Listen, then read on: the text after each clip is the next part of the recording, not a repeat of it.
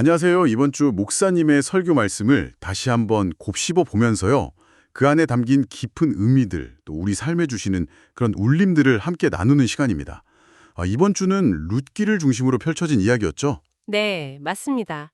특히 뭐랄까, 인생길에서 방향을 잃은 것처럼 막막할 때, 그때 우리가 어떻게 믿음을 지켜야 하는지, 또 전혀 예상치 못한 방식으로 이렇게 부어주시는 하나님의 은혜, 그 헤세드는 또 무엇인지, 그리고 우리가 보지 못하는 순간에도 늘 우리를 위해 일하고 계시는 그 하나님에 대해서, 정말 깊이 생각해 보게 하는 그런 말씀이었습니다. 맞아요.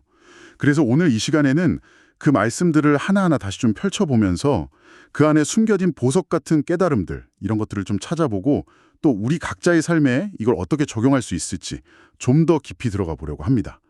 여러분도 함께 이 말씀 속으로 같이 들어가 보시죠.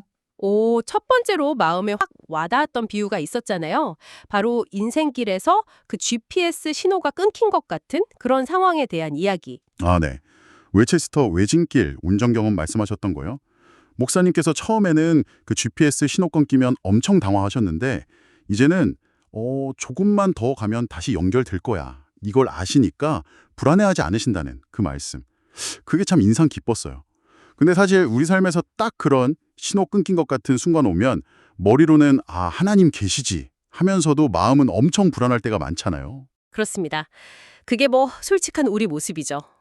기도는 하는데 응답은 없는 것 같고 상황은 더 나아지는 것 같지도 않고 하나님의 침묵만 길게 느껴질 때 정말 하나님 어디 계세요? 이런 질문이 그냥 터져 나오게 되죠.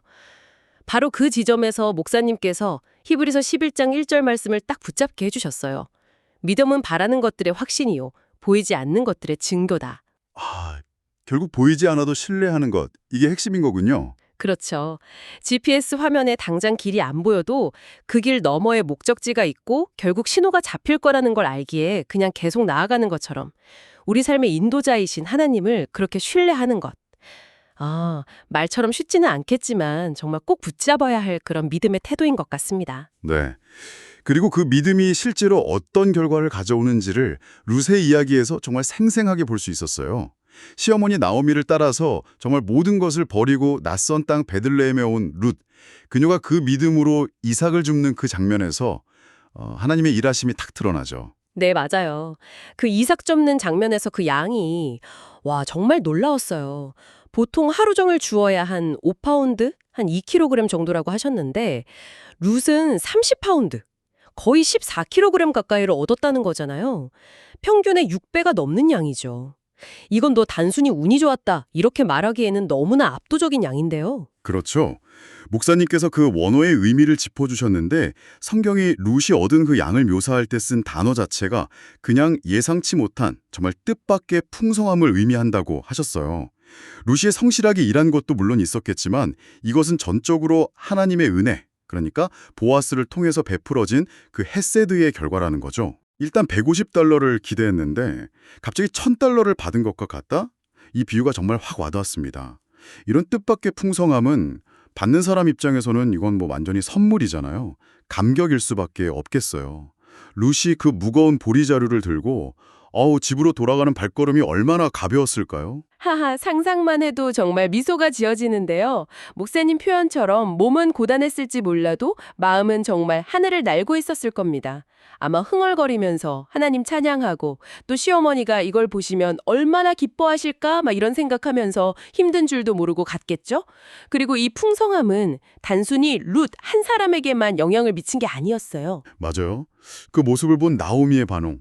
그게 정말 극적이었죠.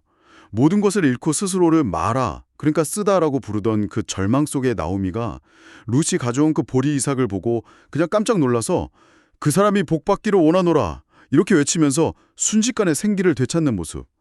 이 장면이 정말 감동적이었습니다. 바로 이 지점에서 우리가 중요한 통찰을 얻게 되는 것 같아요. 하나님께서는 때로는 우리의 가장 현실적인 필요 이런 걸 채워주심으로써 우리의 영혼까지도 회복시키신다는 것. 내가 너를 이렇게 돌보고 있다. 내가 너를 책임진다는 그 하나님의 메시지가 그 풍성한 보리 이삭 속에 담겨 있었던 거죠. 영적인 문제랑 현실적인 필요를 따로 떼어놓지 않으시고 우리 삶 전체를 이렇게 통전적으로 돌보시는 하나님의 손길은 겁니다. 그 경험이 나오미를 정말 완전히 바꿔놓은 것 같아요. 그 절망에 갇혀있던 시선에서 벗어나서 이제 하나님의 일하심, 그분의 섭리를 보기 시작하는 그런 사람으로 변화된 거죠. 네. 그리고 나오미는 이제 수동적으로 그냥 상황을 받아들이는 게 아니라 룻의 미래를 위해서 아주 적극적으로 움직이기 시작합니다. 룻에게 내가 너를 위하여 안식할 곳을 구하여 너를 복되게 하여야 하지 않겠느냐 이렇게 말하잖아요. 룻 3전 1. 목사님께서 이 안식이라는 단어가 그냥 쉬는 것 이게 아니라 삶이 제자리를 찾는 그런 안정된 상태를 의미한다고 설명해 주셨어요. 아, 그러니까 이게 단순히 그냥 좋은 사람 만나서 재혼해라 이런 현실적인 조언을 넘어서는 거네요. 하나님께서 본래 계획하신 그 사랑과 은혜의 자리, 창조 질서 안에서의 그 안정된 삶으로 룻이 돌아가기를 바라는 나오미의 깊은 신앙 고백이자 축복이다. 이 해석이 마음에 정말 깊이 와닿았습니다. 그렇습니다. 이제 나오미는 문제 앞에서 좌절하는 대신에 그 속에서 하나님의 가능성을 보고 움직이는 그런 믿음의 사람이 된 거예요. 그리고 룻에게 아주 구체적인 지침을 주죠. 룻기 3장 3절 말씀인데 목욕하고 기름을 바르고 의복을 입고 타작 마당에 내려가서 이 장면에서 목사님께서 엄마의 마음으로 이 구절을 읽어야 한다고 강조하신 부분이 딱 기억나요. 이게 그냥 외모를 꾸미라는 지시가 아니고 정말 사랑하는 딸의 새로운 시작을 축복하면서 정성껏 단장시키는 그런 어머니의 마음이라는 거죠. 과거의 슬픔, 고통 이런 옷은 벗어버리고 이제 새로운 삶을 향해 나아가라. 이런 의미가 담겨 있다는 설명이었어요. 네. 성경 전체에서 옷을 갈아입는다는 건 정말 중요한 상징이거든요. 신분의 완전한 변화, 새로운 시작을 의미하죠. 목사님께서 인용하신 그 이사야 61장 말씀처럼 슬픔 대신에 기쁨의 기름을, 근심 대신에 찬송의 옷을 입는 것, 또 죄와 수치의 그 낡은 옷을 벗고 하나님께서 주시는 구원의 옷, 공의의 옷을 덧입는 것, 이걸 다 상징하는 거예요. 룻이 그 새 옷을 입음으로써 더 이상 과거의 그 이방인 과부가 아니라 하나님의 은혜 안에서 새로운 미래를 맞이할 준비가 된 사람으로 딱 서게 된 것처럼 우리에게도 똑같은 초청이 있는 것 같아요. 혹시 여러분 중에 아직도 과거의 상처나 실패, 죄책감 이런 낡은 옷을 붙들고 있다면 이제 그것을 벗어버리고 그리스도께서 주신 그 은혜와 용서의 새 옷을 입으라는 도전으로 다가왔습니다. 새 옷을 입은 룻에게 나오미는 한 걸음 더 나아가서 당시 문화에서는 정말 상당히 파격적일 수 있는 그런 행동을 지시하죠. 바로 보아스가 잠자리에 들 때 그의 발치 이불을 들고 거기 누우라는 것. 이 부분은 자칫 오해하기 쉬운데 목사님께서 그 의미를 아주 명확하게 짚어주셨어요. 네, 맞아요. 이게 룻 스스로 상황을 막 주도하거나 문제를 해결하려는 그런 적극적인 행동이라기보다는 오히려 자신을 낮추고 하나님의 인도하심과 그분의 예비하심에 모든 것을 맡기는 그런 겸손과 신뢰의 표현이라는 설명이었습니다. 발치에 눕는다는 것이 뭐랄까 무력함이나 체념이 아니라 하나님께 온전히 의탁하는 깊은 믿음의 행위라는 거죠. 때로는 가장 낮은 자리에 엎드리는 것이 가장 큰 용기일 수 있다는 말씀이시네요. 룻은 자신의 판단이나 어떤 세상적인 방법이 아니라 시어머니 나오미의 지혜와 그 지시를 신뢰하고 그대로 순종했습니다. 그리고 보아스가 네가 누구냐 물었을 때 룻이 룻기 3장 9절에서 이렇게 대답하죠. 나는 당신의 여종 루시오니 당신의 옷자락을 펴 당신의 여종을 덮으소서. 이는 당신이 기업을 물을 자 고엘이 되미니이다. 이 대답. 이게 정말 중요하다고 하셨어요. 단순히 보아스라는 개인에게 호소하는 게 아니라 하나님께서 이스라엘 공동체 안에 세우신 그 고엘 제도, 즉 기업 물을 자의 책임을 딱 언급하면서 그 질서 안으로 자신을 맡기는 행동이라는 것. 이건 인간적인 계산을 넘어선 하나님의 방법에 대한 깊은 신뢰와 정말 용기 있는 순종을 보여주는 거죠. 바로 이 지점에서 목사님께서는 순종의 본질에 대해서 아주 중요한 말씀을 하셨습니다. 순종은 감정의 문제가 아니라 결단의 문제라는 것이죠. 우리는 종종 마음이 동하거나 상황이 이해되어야 순종할 수 있다고 생각하지만 성경적인 순종은 그 이상을 요구한다는 거예요. 그렇죠. 마음이 내키지 않아도 머리로 다 이해되지 않아도 심지어 내가 원하는 방식이 아닐지라도 주님, 이것이 주님의 뜻이라면 따르겠습니다. 이렇게 결단하고 발걸음을 떼는 것. 그것이 진정한 순종이라는 말씀이 정말 마음에 깊이 새겨졌습니다.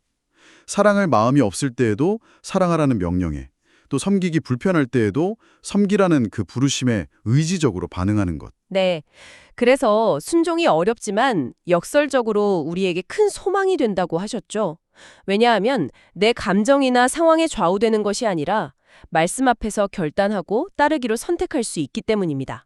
룻의 행동이 바로 그 의지적인 순종의 아름다운 본보기라고 할 수 있겠고요. 그리고 이 모든 이야기의 중심에는 헤세드라는 단어가 계속 흐르고 있다는 것을 목사님께서 또 강조하셨어요. 뭐 은혜, 자비, 인애, 언약적 사랑 이렇게 다양하게 번역될 수 있는 이 히브리어 단어가 나오미와 룻, 그리고 룻과 보아스 이 관계들을 통해서 빛나고 있다는 설명이었습니다. 없어 보이는 그 시어머니 나오미를 따라 나선 것 자체가 정말 엄청난 헤세드였습니다. 목사님 표현처럼 그냥 100%만 해도 충분한 상황에서 130%의 헌신과 사랑을 보여준 거예요. 그런데 나오미 역시 룻에게 헤세드를 베풀었다는 관점, 이게 참 흥미로웠어요. 룻이 자신을 딸처럼 여기면서 그렇게 헌신했기 때문에 나오미도 룻을 진정한 딸을 여기고 그녀의 미래, 즉 안식을 찾아주기 위해서 최선을 다했다는 것이죠. 룻을 자신의 노후를 위한 수단으로 붙잡아 두는 게 아니라 그녀의 행복을 위해서 기꺼이 떠나보낼 준비를 하는 그 모습에서 나오미의 헤세드를 볼 수 있다는 말씀이셨죠. 보아스 또한 마찬가지입니다. 율법적으로 보면 먼 친척인 룻에게 그냥 최소한의 호의만 베풀어도 사실 괜찮았거든요. 그런데 그는 이삭을 죽기 편하게 배려해주고 식사를 제공하고 또 다른 일꾼들로부터 보호해주고 기대 이상의 친절과 보호를 베풀면서 헤세드를 실천했습니다.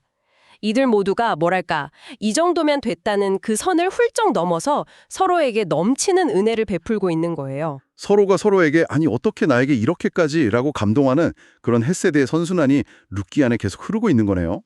그런데 이 헤세드가 단순히 그냥 인간적인 친절이나 동정심 이런 거랑은 근본적으로 다르다고 하셨죠? 네, 그렇습니다. 헤세드의 뿌리는 하나님의 신실하신 그 언역적인 사랑에 있습니다. 인간의 힘만으로는 사실 지속하기 어려운 그런 자기 희생적이고 변함없는 사랑이죠. 룻기의 인물들은 바로 이 하나님의 헤세드를 서로에게 실천함으로써 보이지 않는 하나님의 사랑을 드러내는 통로가 되었던 겁니다. 세상의 눈으로 보면 좀 어리석거나 손해처럼 보일지 몰라도 이것이 바로 은혜를 경험하고 또 흘려보내는 축복의 통로라고 목사님께서 말씀하셨습니다. 그래서 우리 가정 또 교회, 우리의 모든 관계 안에서 이 계산 없는 사랑, 조건 없는 헤세드가 정말 회복되어야 한다는 그 말씀이 더욱 간절하게 다가왔습니다. 보아스가 룻에게 했던 그 축복의 말에도 이 헤세드의 정신이 담겨 있어요. 룻기 3장 10절 말씀, 내 딸아 여호와께서 내게 복 주시기를 원하노라. 목사님께서는 이 구절을 단순히 복을 빈다 이런 의미를 넘어서 너는 이미 여호와께 복 받은 자이다 라는 선포로 해석해야 한다고 하셨죠. 그리고 이 표현이 제사장이 이스라엘 백성을 축복할 때 사용하던 그런 공식적인 표현이라는 설명, 이게 정말 놀라웠습니다. 그러니까 보아스는 이방 여인 룻을 더 이상 외부인이 아니라 하나님의 언약 백성, 가족 공동체의 온전한 일원으로 받아들이고 선포한 거예요. 와, 배경이나 혈통을 뛰어넘는 정말 놀라운 은혜의 선언이죠. 이것이 바로 복음의 정수입니다. 어떤 조건이나 자격 때문이 아니라 오직 믿음으로 나오는 자를 하나님께서 당신의 자녀로 삼으시고 축복하시는 것. 이방 여인 룻이 다윗 왕의 증조모가 되고 또 예수 그리스도의 족보에 오르는 그런 영광을 얻은 것처럼 죄와 허물로 죽었던 우리도 그리스도의 십자가 보혈을 통해서 하나님의 자녀가 되는 정말 놀라운 은혜를 입은 것입니다. 결국 룻기에 등장하는 인물들의 그 헤세드는 그 자체로도 너무 아름답지만 궁극적으로는 우리를 향한 하나님의 더 크고 완전한 헤세드, 그분의 구속하시는 사랑을 가리키는 그런 그림자요 모형이었다는 그 해석에 정말 큰 감동을 받았습니다. 맞습니다. 그들의 부족하지만 신실했던 사랑과 책임감을 통해서 우리는 우리의 진정한 고엘, 그러니까 기업 물을 자, 우리의 모든 짐을 대신 지시고 우리를 죄와 죽음에서 건져내시며 끝까지 책임지시는 분은 오직 하나님 한 분이심을 깨닫게 됩니다. 성경은 시편, 이사야, 욥기 등 여러 곳에서 하나님이야말로 우리의 참된 구속자, 고엘이심을 계속 증언하고 있죠. 목사님께서 여러 성경 구절들을 통해서 이 사실을 확인시켜 주셨을 때 그 말씀 자체만으로도 큰 위로와 힘이 되었습니다. 이사야 54장 5절 말씀 같은 거요. 너를 지으시니가 내 남편이라. 네 구속자 고엘은 이스라엘의 거룩한 이시라. 는 이 말씀. 그리고 이 모든 이야기의 마지막, 나오미가 룻에게 했던 그 말에서 우리는 하나님의 마음에 대한 정말 깊은 통찰을 얻게 됩니다. 룻기 3장 18절인데요. 내 딸아 이 사건이 어떻게 될지 알기까지 앉아 있으라. 그 사람이 오늘 이 일을 성취하기 전에는 쉬지 아니하리라. 이 말씀이 단순히 보아스라는 한 사람의 어떤 성실함에 대한 기대를 넘어서 우리를 구원하시고 회복시키시는 그 일을 결코 멈추지 않으시는 하나님 아버지의 마음에 대한 선포다. 이 해석이 정말 가슴을 울렸습니다. 우리는 막 초조해하고 불안해하면서 기다리지만 하나님께서는 그분의 완벽한 때에 그분의 신실하신 방법으로 우리를 위한 최선의 일을 이루시기까지 절대로 쉬지 않으신다는 것. 룻이 보아스의 발치에 누워서 겸손히 기다리는 그동안에도 보이지 않는 곳에서 하나님은 이미 다 일하고 계셨던 거예요. 마찬가지로 우리의 기도 응답이 좀 더디게 느껴지고 상황이 답답해 보일 때에도 하나님의 손길은 멈추지 않고 우리를 위해 일하고 계심을 신뢰해야 합니다. 그분의 때를 기다리면서 우리가 할 일은 룻처럼 겸손히 낮아져서 신뢰하고 순종하는 것이겠죠. 우리는 이번 주 목사님의 설교 말씀을 통해서 보이지 않는 상황 속에서도 붙잡아야 할 믿음, 또 우리의 기대를 훨씬 뛰어넘는 하나님의 풍성한 은혜, 헤세드, 과거의 옷을 벗고 새로운 정체성으로 나아가는 결단, 또 이해되지 않아도 따르는 겸손한 순종, 그리고 마침내 모든 것을 책임지시고 회복시키시는 우리의 진정한 고일이신 하나님에 대해서 함께 묵상해 보았습니다. 여러분의 삶에서 혹시 지금 GPS 신호가 끊긴 듯한 그런 시간을 지나고 계시다면 그럼에도 불구하고 우리를 절대로 놓지 않으시는 그 하나님을 신뢰하시기를 바랍니다. 우리가 먼저 받은 그 놀라운 헤세드를 기억하면서 우리 또한 주변 사람들에게 그 사랑을 흘려보내는 통로가 되기를 소망합니다.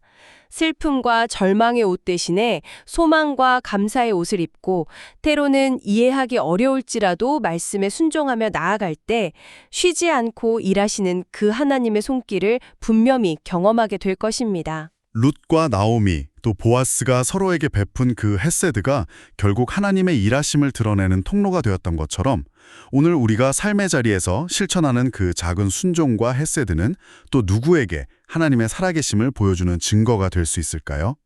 이 질문을 마음에 품고 이번 한 주 우리의 삶이 쉬지 않으시는 하나님을 증거하는 그런 아름다운 이야기가 되기를 기대해 봅니다. 우리를 구속하시고 끝까지 책임지시는 그 신실하신 하나님을 더욱 깊이 알아가는 한 주가 되시기를 축복합니다. 다음 시간에 더 깊은 나눔으로 찾아뵙겠습니다. 네, 평안한 한 주 보내십시오.